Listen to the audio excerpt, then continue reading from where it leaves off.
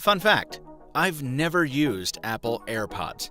I just don't use an iPhone often enough, but I've heard enough about them to want them. By all accounts, AirPods are the simplest, most reliable Bluetooth earbuds on the market. And the Android world doesn't seem to have a solid alternative from one of the big names. Google's Pixel Buds were panned, while the Samsung and Sony sets I've tested have really just been okay at best.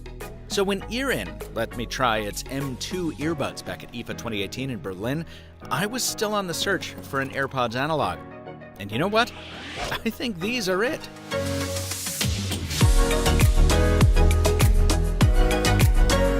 The wins here start with the carrying case, this aluminum capsule that everyone keeps asking me if I vape with.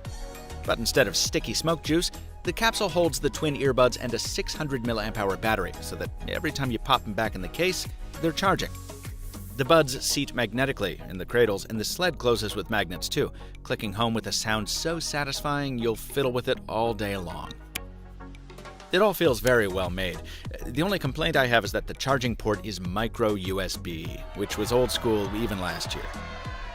The buds themselves are tiny, almost too tiny. See, the entire outboard side of each bud is a capacitive glass plate that you can tap to play, pause, or call up Google Assistant or Siri, so you're basically guaranteed to accidentally tap them when donning or ditching. That means you need to carry the capsule with you at all times. Just pulling out the buds and shoving them in your pocket is a guarantee of accidental taps. They're also so small you'll end up dropping them if you don't use the capsule, which I've done at least 3 times. Fortunately, they seem durable since they haven't broken. Yet. When they're in your ears, the M2s are as comfortable as in-ear buds can be, with tips whose Comply foam material is heat-activated to conform to your ear canal. Neat thing about these, the buds are identical, so you won't find any left or right labels, and each is capable of serving as the master connection to the phone. And if you need to put them down for a sec, they sit on a tabletop like adorable little alien robot friends. It's a good time. I don't get out much. Once I had them set up, I was impressed by how smart the M2s were. You pop them out of the case, and by the time you've got the second one in your ear, they're already connected to your phone. And the soundstage is much more nuanced than it has any right to be given their size. There's a spaciousness that I didn't expect. And noise reduction is pretty good too. For earbuds, I mean. The only thing I can say against the sound is that these are a little flatter on more dynamic tracks. Also, occasionally one earbud didn't immediately connect to the other, so I had an imbalance for a few seconds, but that was rare. Most of the time, the things just worked.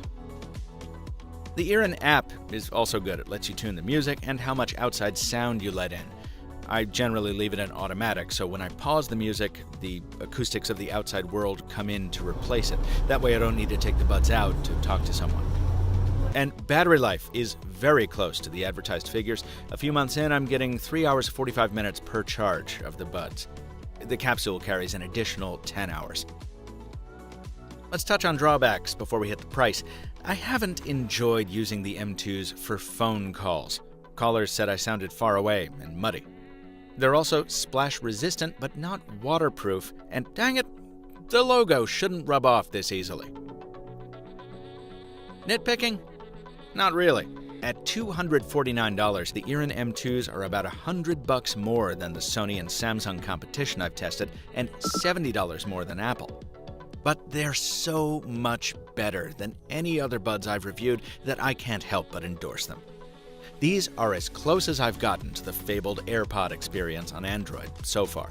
And given that they've held their price for over half a year now, it seems I'm not the only one who feels that way. Buy them if you want to treat yourself, or wait for the M3s and hope that price comes down.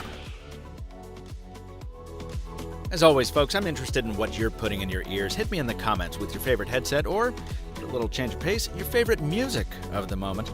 And be sure and subscribe to the MrMobile on YouTube and Instagram so you don't miss the next mobile tech review coming sooner than you might think.